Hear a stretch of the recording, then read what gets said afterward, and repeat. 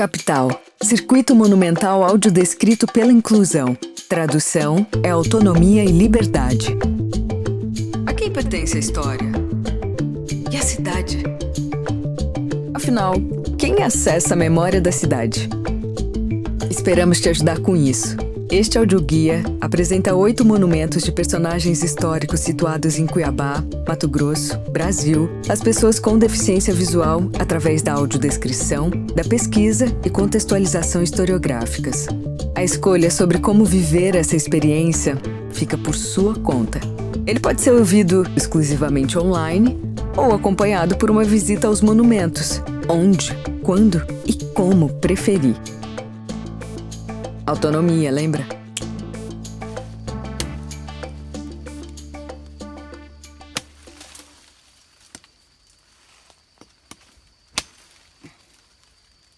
Olá, eu sou Tayana Bruno e o nosso percurso segue desbravando com atenção os documentos históricos instalados na urbaníssima Cuiabá, saudosa Cidade Verde, que relatam a ocupação e a conformação da cidade e do estado como conhecemos hoje. Vamos?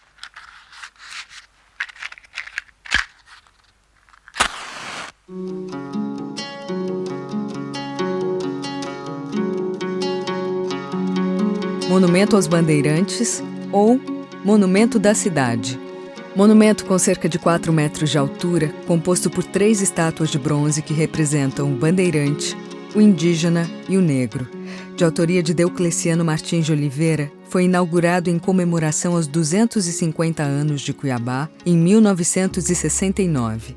As estátuas de traços geométricos e facetados estão sobre blocos de concreto com pintura clara descascada e uma pichação em preto no centro. Tem disposição semelhante a um pódio, em forma de T invertido. Ao centro, no bloco mais alto, o bandeirante em proporções maiores que os demais.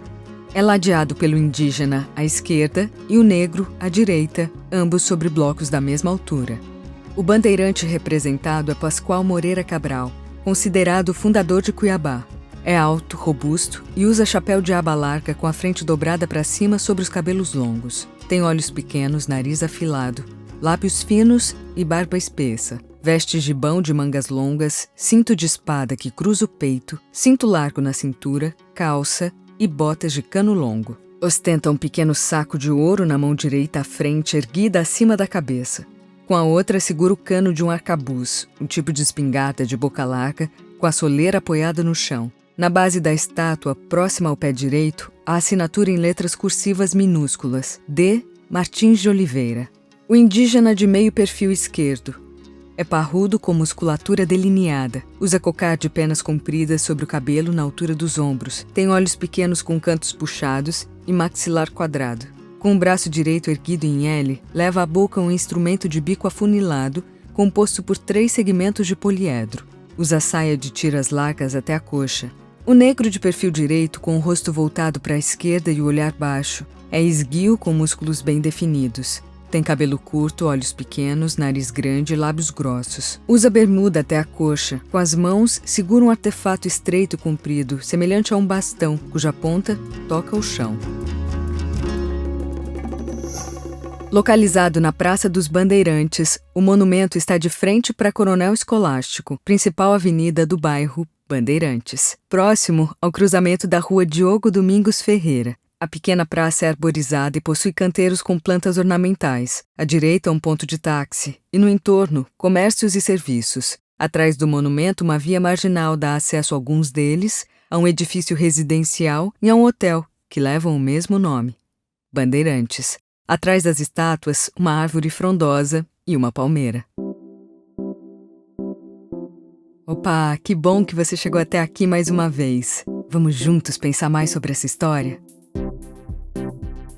O mito das 3 raças é uma das discursividades mais presentes no cotidiano brasileiro. Ou seja, se há uma concordância em torno de um mito fundacional para a formação brasileira, é a ideia de que europeus, indígenas e africanos encontraram nesse espaço territorial um lugar para viverem de maneira harmônica, deleitando-se juntos e à sua maneira dos benefícios desse paraíso terrestre. Esse mito está presente na obra de Gilberto Freire, Casa Grande e Senzala, um dos livros mais lidos pela intelectualidade brasileira da primeira metade do século XX.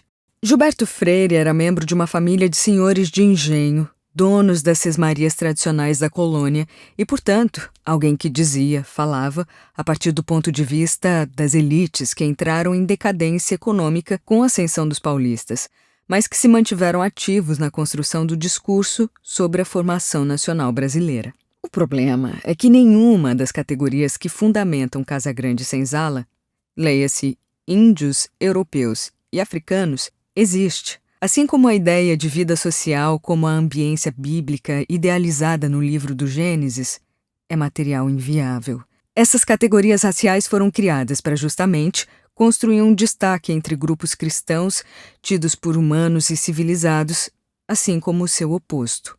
Assim, tais categorias não existem para além da função política que desempenharam naquele momento histórico. Além disso, as populações indígenas, nativas, que aqui estavam, eram diversas no que tange à visão de mundo, à cosmovisão, ou seja, as concepções do que é bom, do que é belo, do que é verdadeiro, e muitas das vezes tinham uma noção de territorialidade que era muito diferente do que a dos portugueses, italianos, franceses, espanhóis, ingleses, os grupos europeus que participaram desse contato interétnico a partir do século XVIII, já que até aí havia um monopólio português nas ações estrangeiras. O equívoco mais exemplar na construção do mito da harmonia racial brasileira foi justamente o de justificar a violência exercida pelos colonos invasores perante os Tupinambá e os Guarani, assim como os povos banto, guinenses, entre outros que foram trazidos à força do continente africano e aqui escravizados. Freire justificou a escravidão e toda a apropriação dos corpos como algo que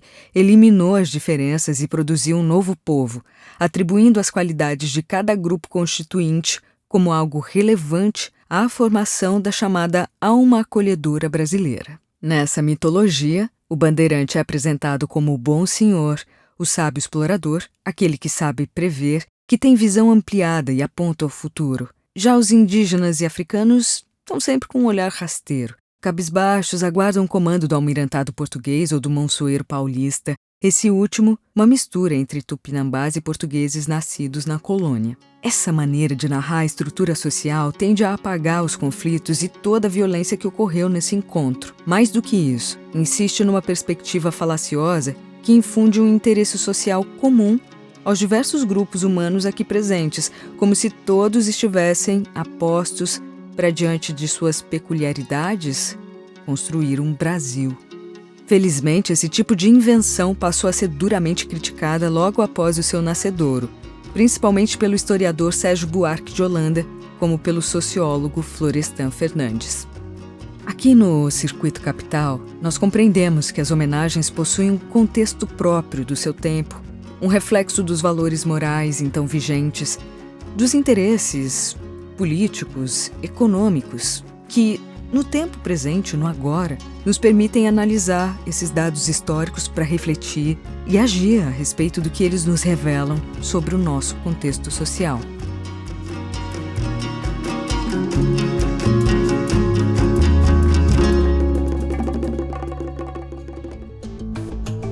Este foi o Circuito Capital, audioguia com audiodescrição. Coordenação, roteiro, narração e mixagem, Tayana Bruno. Consultoria, Cida Leite. Pesquisa e historiografia, Gus Lima. Trilha sonora original, Carola Nunes. Identidade visual, Priscila Wolff. Fotografia, Karen Malagoli. Assessoria de imprensa, Nayara Leonor. Mídias sociais, Larissa Sossai.